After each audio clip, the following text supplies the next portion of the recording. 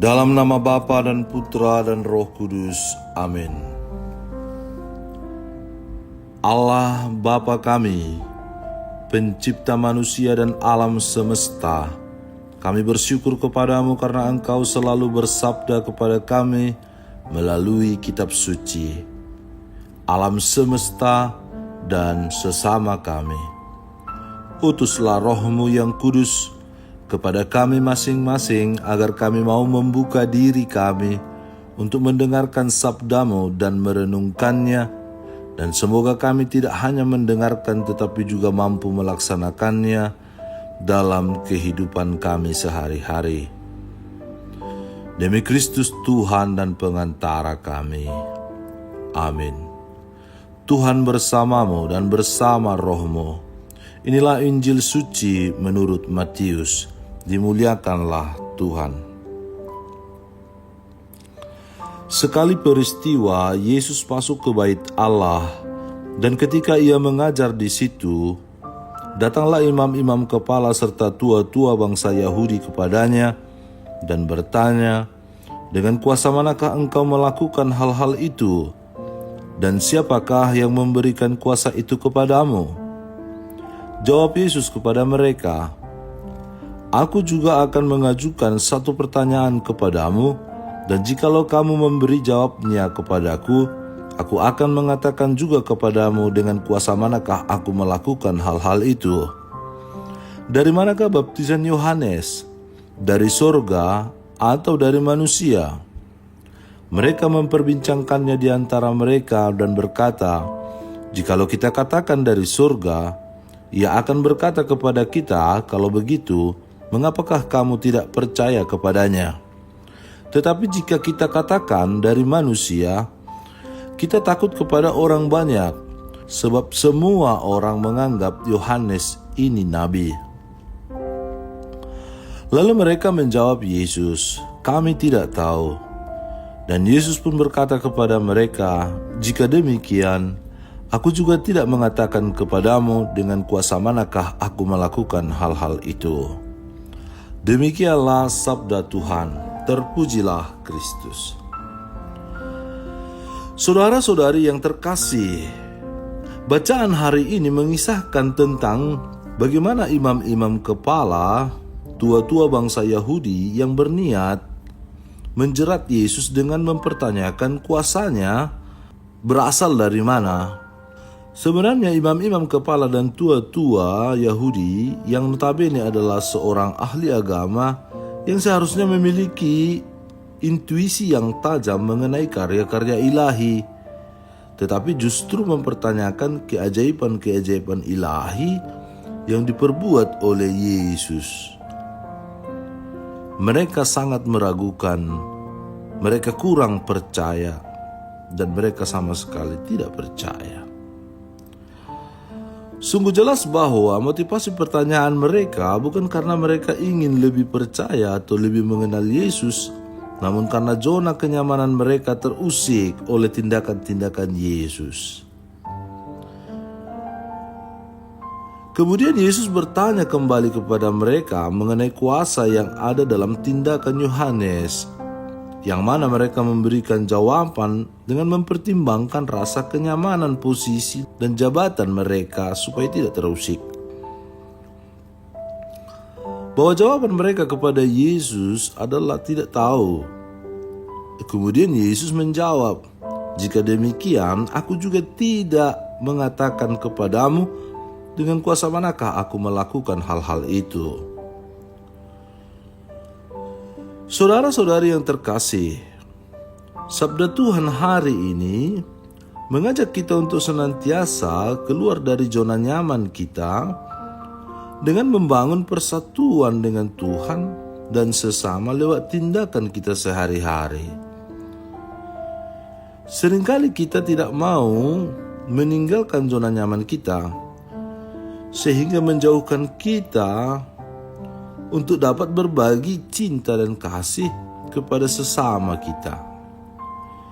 Seperti para imam dan tua-tua bangsa Yahudi, kerap kita temukan di mana mereka melakukan berbagai hal untuk tetap berada dalam zona nyaman mereka dengan mengusik tindakan-tindakan, perbuatan-perbuatan baik yang dilakukan oleh Yesus. Sikap ini sering kita lakukan dalam kehidupan sehari-hari, yaitu terlalu sibuk dengan mengurus orang lain,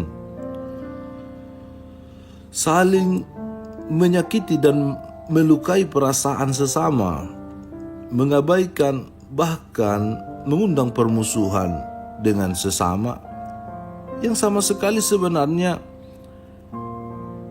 tidak menambah apapun dalam kehidupan kita. Kita kerap iri hati, dengki, cemburu, tidak suka, dan banyak hal-hal lain yang merusak hati dan pikiran kita, yang selalu mempertanyakan segala perbuatan baik yang orang lain lakukan. Sebenarnya karena kita tidak sanggup seperti mereka, karena kita tidak mampu, kita kurang memiliki hati dan pikiran yang sama seperti mereka yang sebenarnya ingin menyelamatkan orang. Sehingga relasi tidak berjalan dengan baik dan tidak ada cinta dan kasih dan tidak ada persaudaraan yang terjalin di dalamnya, melainkan hanya membuat luka dan merendahkan orang lain. Oleh karena itu, kita harus keluar dari zona nyaman diri kita dan melihat dinamika kehidupan dunia yang penuh dengan persoalan dan tantangan serta cobaan yang harus kita lalui bersama-sama. Sehingga kita tidak sibuk memikirkan kuasa apa, dari mana, mengapa, dan untuk apa orang lain atau sesama kita berbuat baik, kalau memang jelas-jelas di mata kita bahwa itu adalah keberpihakan kepada orang-orang yang membutuhkan. Kita hanya jago di perkataan atau omongan, tetapi kita tidak jago dalam tindakan atau perbuatan. Yang kita ciptakan hanyalah mengusik orang, membuat orang tidak nyaman, membuat orang terracuni dengan gosip-gosip, pikiran negatif, karangan-karangan bebas yang ada dalam pikiran kita, yang membuat orang lain kurang berkembang atau tidak berkembang karena keegoisan kita, karena kenyamanan posisi atau kenyamanan diri atau kenyamanan pribadi kita di posisi kita. Jika ingin berjalan jauh, berjalanlah sendiri. Akan tetapi jika ingin berjalan cepat, berjalanlah bersama-sama.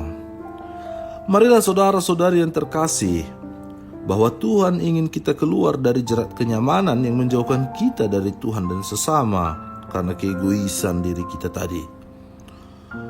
Tuhan menjadi teladan utama kita untuk keluar dari jerat zona nyaman kita. Tuhan rela mengosongkan diri dan mengambil rupa seorang hamba demi memperdamaikan hubungan kita dengan Allah yang telah rusak karena dosa, kekurangan, kelemahan, keburukan kita.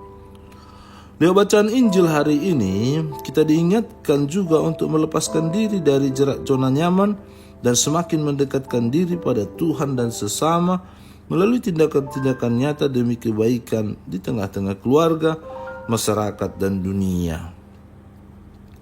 Semoga kita tidak sama seperti tua-tua Yahudi, orang-orang Farisi, imam-imam yang mengerti tentang hal-hal yang ilahi, justru meragukan peristiwa-peristiwa ajaib yang telah terjadi di depan mata kita.